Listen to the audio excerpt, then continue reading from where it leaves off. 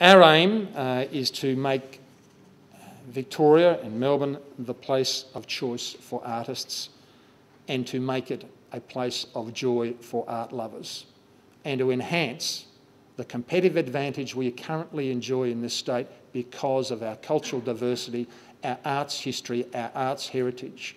It is a significant competitive advantage for those seeking to invest here, those seeking to live here, those seeking to grow here. And we need to recognise it in those terms.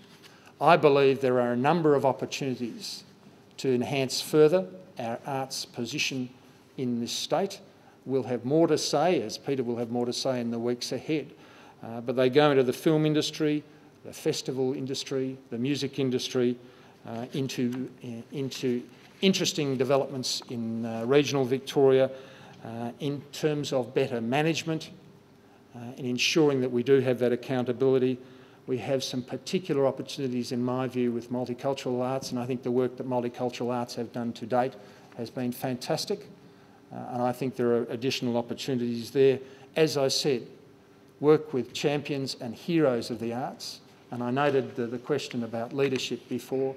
And there are plenty of opportunities for leaders in the arts community to stand up right now, to speak up. There are programs amongst the broader community now for leadership roles. Leadership Victoria does just that now.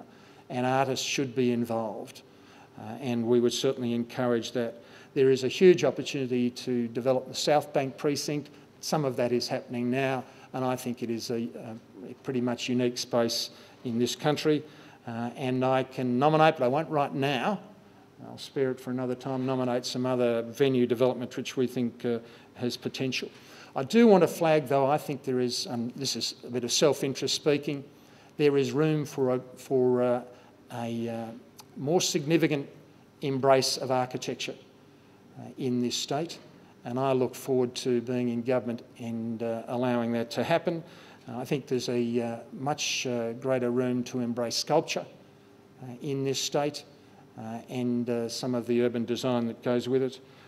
There is indeed a huge opportunity to embrace our craftsmen and our artisans in a way that we don't do. And I often point, I used to do Art Deco tours for the Institute of Architects around the city of Melbourne, and to point out some of the extraordinary craftsmanship and artisan work that took place in the development of some of that. And then you go to Parliament House now and look at the tile work, look at the craftsmanship involved. They were artists. And those people are in our community now. They're not recognised as they might be. And whether they be really, really skilled bricklayers, tilers, cabinet makers, there are artists in our community who don't get the recognition that they probably should, and I think there's more we can do with that. And indeed, I think there's probably room for some attention to speech making as a new art form, so don't judge me on any of that. There are threats in front of us. Obviously, a centralisation of media in some ways mitigates against the arts. An institutionalisation always runs the risk of losing the freshness and edge of arts, and there's always an issue about costs. And funding, given the federal government now finds itself in both deficit and rising debt, there's rising debt in this state, funding will be much more tight in the future, I suspect, and we have to be mindful of that. I see the role of government when it comes to the arts as being arm's length.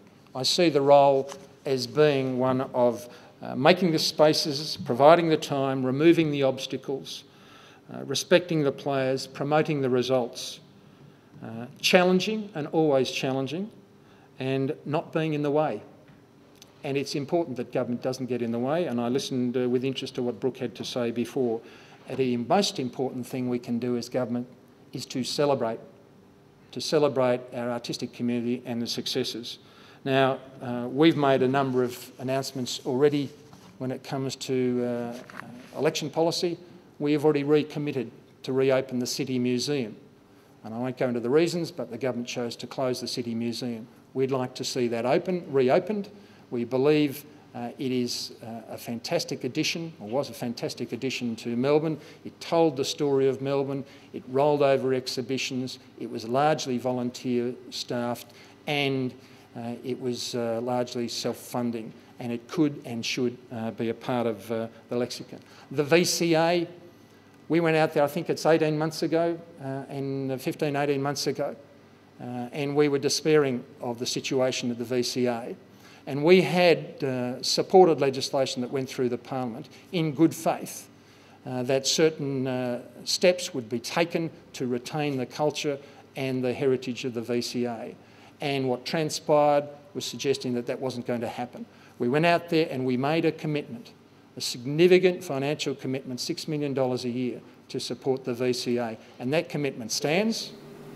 And it is we have a number of discussions with Melbourne University, and provided Melbourne University do that bit, that commitment will stand. We see the VCA as a critical component of the arts culture in this state, and we want it to retain its independence and its activism, and that's been a commitment of ours. Likewise, in live music, we were out there very early on making commitments to relicensing, making commitments to making live music, and that is as a part of our major event strategy.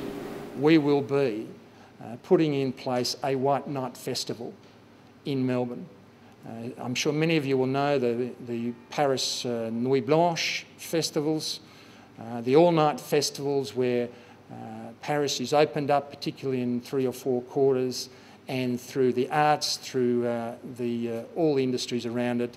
It is an all-night festival, celebration of the city, celebration of the arts. And we will be making that a feature of our major events catalogue. It is a program now done in a number of cities around the world. We'll be working with the principal stakeholders, the Melbourne City Council in particular, to present a Melbourne White Night Festival, an all-night festival where the city is open, where our theatres are open, where our performing arts are available, where our galleries are open, where our restaurants are open, all night as a part and as a feature of Melbourne artistic community life, and to celebrate that performance. A White Night Festival in Melbourne is another opportunity to grow the reputation of Melbourne and Victoria as the arts and cultural capital of this country. And I'm happy to make that commitment. Jeremy, I might leave it there other than to say that AIC on your banners here, and you know you've been institutionalised when you've been acronymised. And AIC, I'm sure it has many meanings, but accepting inevitable change comes to mind. And that's what the arts is about. Thanks very much. Thank you, Ted, and we could all thank the opposition for his time.